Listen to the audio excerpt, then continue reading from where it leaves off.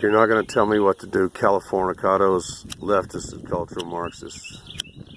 You're swaddling perfume and trying to tell me I can't smoke. Well, you're eating. You're there stinking the place up. Okay, let's get this show rolling. For those of you that can kind of tell time, it's past 4 p.m. Texas time. Sun's right there. I have my ass pointed due north towards all the Yankees so that you may kiss. I'm sorry.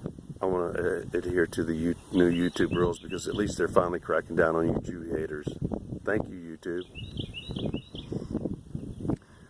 I just want all you Yankees to osculate my anus. It's available. It's right there.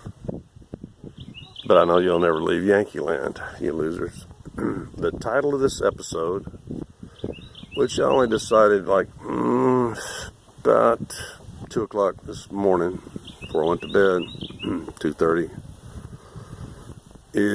will be titled Stolen Valor and the Death Rattle. It's really all about my father's death, but let me tell the story. And before I go on, let me get cranked up and say, why do you need glasses? You know what I'm saying? When you have a bottle.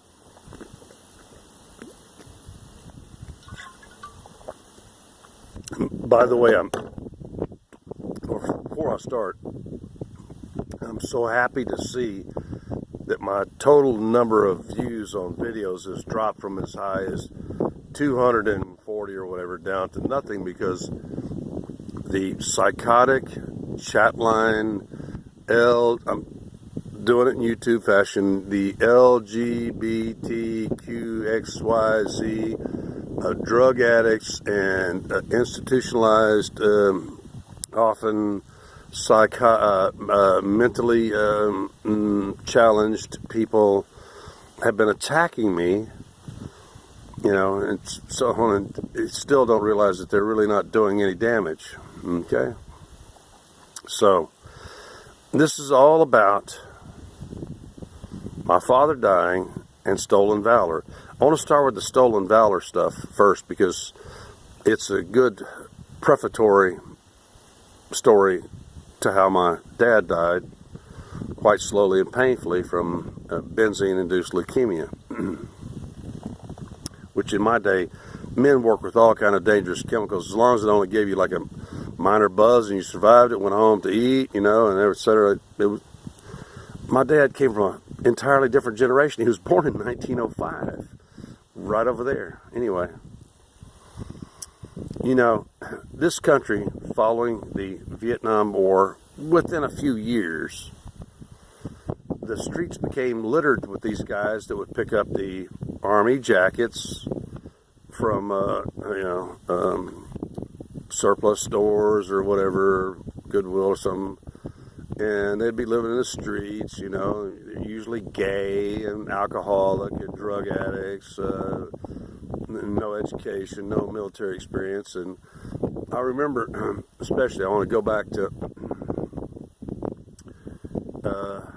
like, let's say the couple of winters I spent in Santa Barbara in the early 90s and stuff like that, is they were all over the place. And I went to extraordinary lengths, which I may tell you about later, but I really don't have time here, to humiliate these people. Like all around this country, you'll see, and on YouTube videos, you'll see the sign that says, "Why lie, need a beer?" I created that sign to humiliate these people.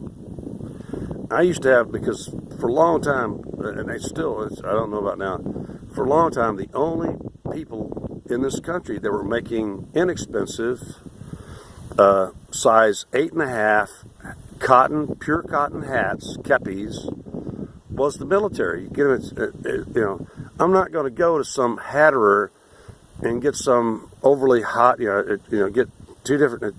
There's almost nobody that was making cotton hats. They only made heavy felt hats. I'm not going to pay some hatterer $220 for a size 8.5 hat. Big head.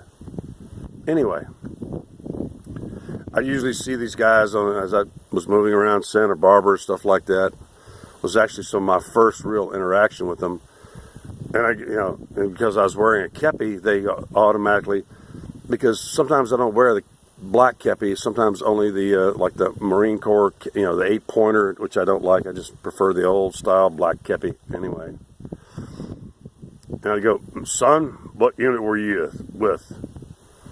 And they never could answer the question, right, etc. And then I get to talking to them a little bit, and I go like, son, I think you're kind of funny. Describe for me the death rattle. And none of them ever could. If you can't describe the death rattle, you're not a doctor or a nurse or a caregiver, or you've never been in combat, because we all can.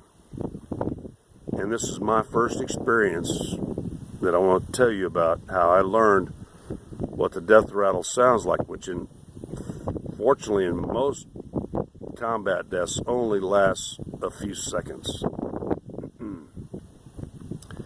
As I stated before, oh God, I think I'm gonna have to hammer this a little bit. I'm only about not even 7 minutes in.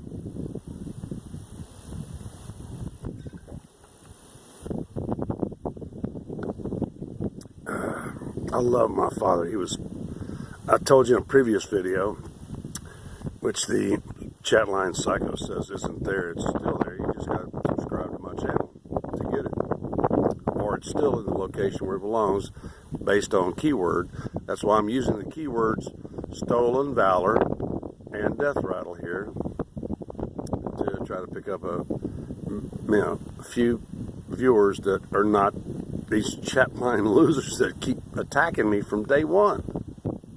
Anyway, as I said before, my father grew up at a time where, like, handling benzene, almost any kind of petroleum distillate, etc., was ordinary. My dad always worked barehanded because that gives you a better feel mechanically and stuff like that. He would wash his hands in gasoline and stuff like that. My dad pretty much figured if it didn't kill you immediately, you just keep on going. But anyway,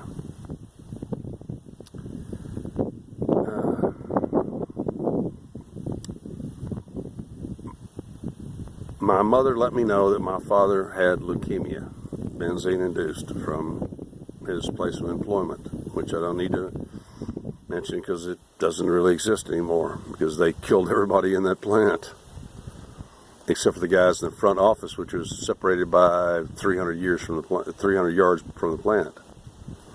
Some of those guys are still alive, but and that's why I chose over Stanford's last 5-year contract, last 5-year scholarship, and $300,000 cash. I decided to come back to cheap-ass Texas A&M University. I had a sugar daddy, but he was a cheap-ass Jew that lived in Bel Air and stuff like that. I worked in a steel mill. He was always, because he was kind of aware that you get caught if you, but no, Stanford had no problem guaranteeing me 5-year scholarship and $300,000 cash and a frat house to clean up after me, take care of me, etc., while I just went about my business. That's how valuable. In the 1971-72 signing season, we signed in February of 17, the National Letter of Intent. I was the most recruited amateur athlete on this entire planet.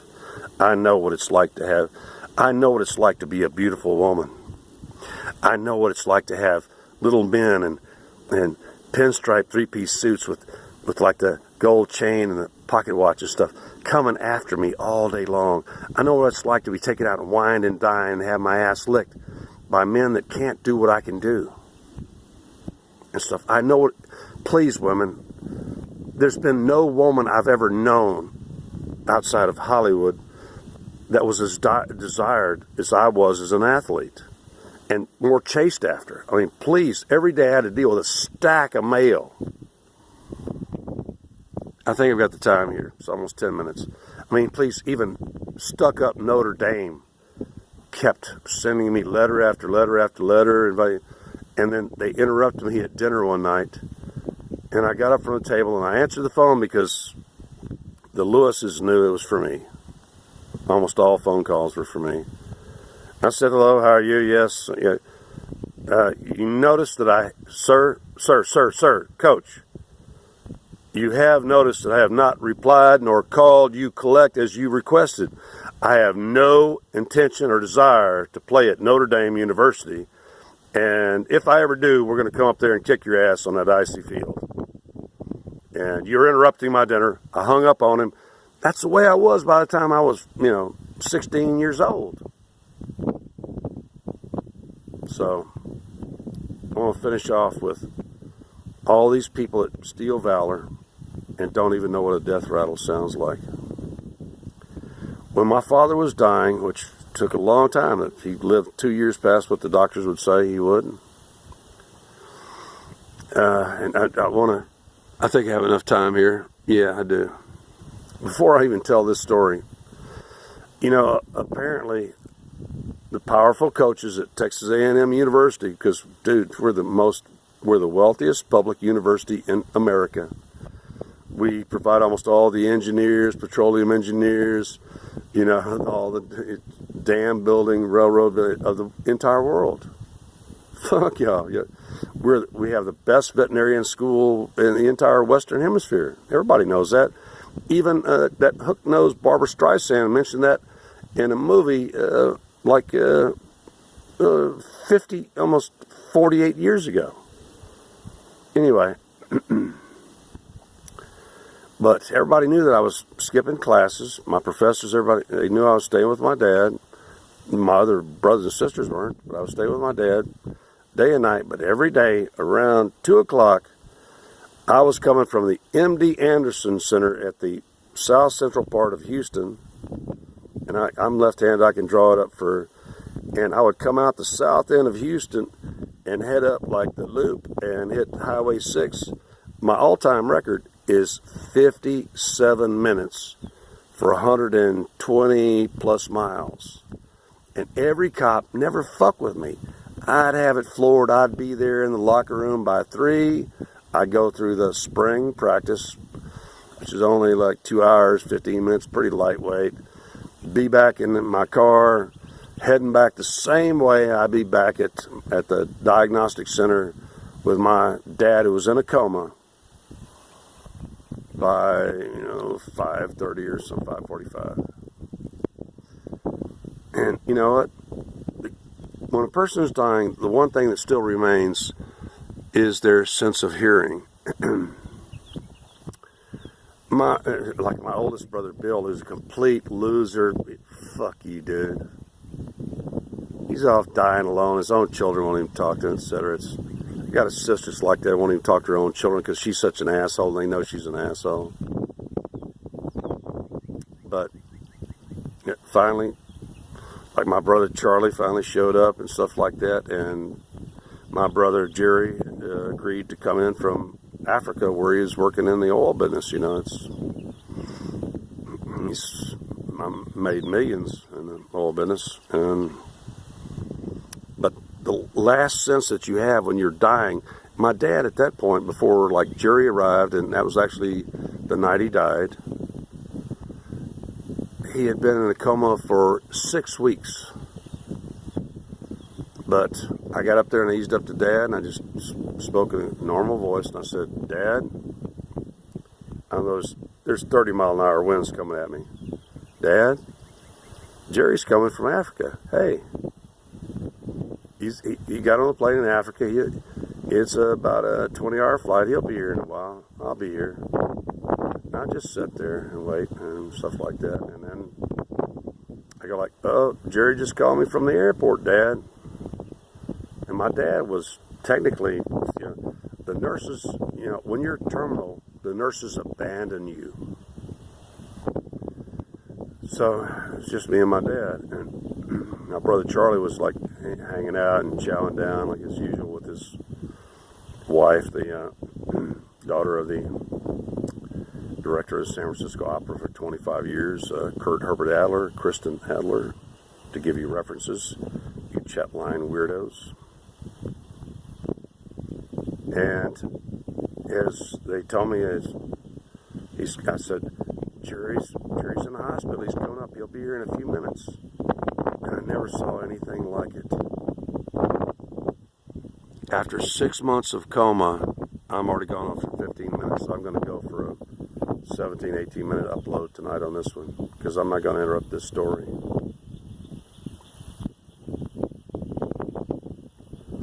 I've been keeping my dad company, much to my detriment.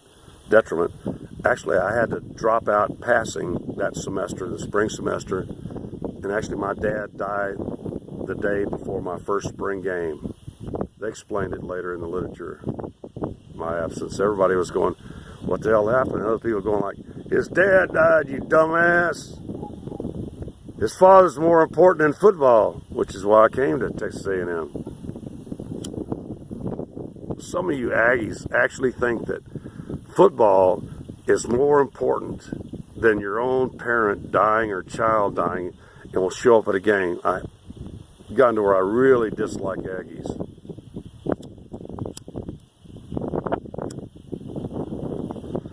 I'll try to split this video, but I'm going to continue on right now because I'm not finished telling you about stolen valor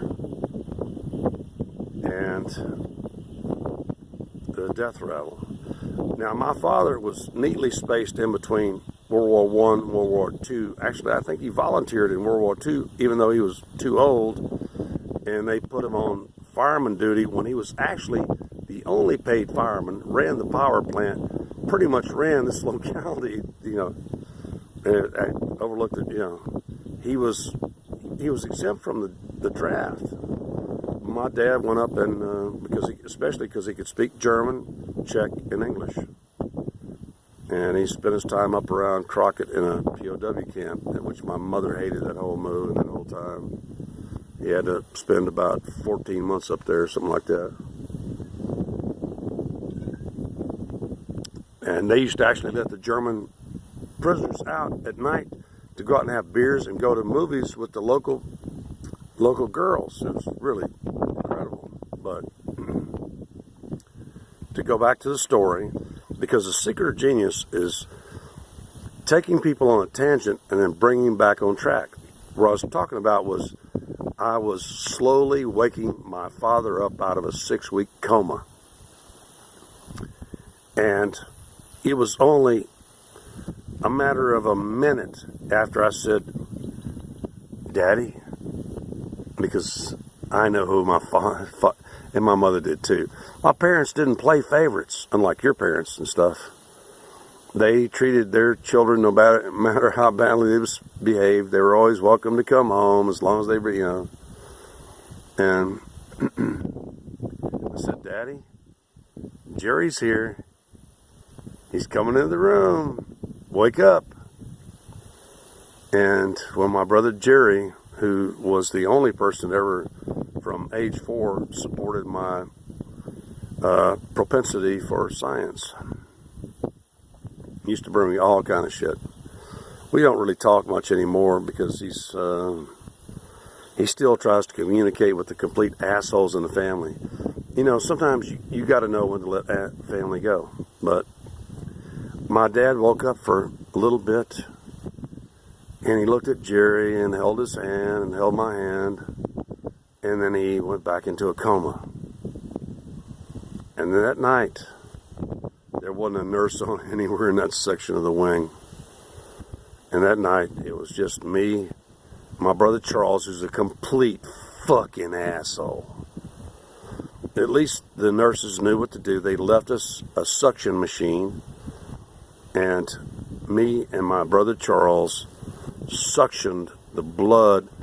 I'm sorry, I got to back up now in the story. Before the hemorrhaging, my father did 4 hours non-stop of the death rattle, not quietly but loudly. My brother Charlie was not in the room. I was the only person sitting there at the right hand of my father when he did the death rattle for 4 hours non-stop. Non-stop. it scars you for life. You know, all you stolen valor, you pseudo-military loser motherfuckers. You've been around guys that got like shot. They did like 2 seconds of the death rattle, and then you were like free to go. Oh, I got bag him up, tag him. Yeah, okay, bye. Take some more pills that the army doctors, all the dexedrine, all the Ambien, just keep popping them pills that make you schizos. Fucking losers, gutless, dickless, ballless losers. I know what the death rattle sounds like. Ad infinitum, ad nauseum. And then when my father stopped the death rattle, I finally managed to get the attention of my brother Charlie, saying, I need help. And he came in and helped me, because when a person is dying of leukemia and stuff like that, they begin to hemorrhage out of their mouth, from their lungs, their stomach, etc. Probably even sinuses too. And my brother Charlie, the complete asshole, and I are the only ones that had the fucking balls to stand there for, seemed like hours. I don't know how long. I don't wear watches normally. And suction the blood in his mouth out so he could take one final breath. And then around, actually I remember exactly, 2:10 a.m. April 20th, 1973, my father took his last breath. And you cocksuckers out there that are stolen valors or claim to be some sort of tender, merciful nurse, when we know that nurses abandon terminal patients, shut the fuck up. I don't want to ever hear another goddamn thing out of you. All you lying losers that fucking buy uniforms from pawn shops and crap like that. You've never stuck your fucking dick into the fucking fan. Fuck you. If you've never had to go through 4 hours of the death rattle of a loved one, fuck you. You're nobody, buddy. I don't care what medal they gave you. Screw you. Straight to fucking Jesus hell. We Jews don't have a hell. Sorry, but straight to hell to you fucking losers. 22 minutes, I'm out. I'll upload later.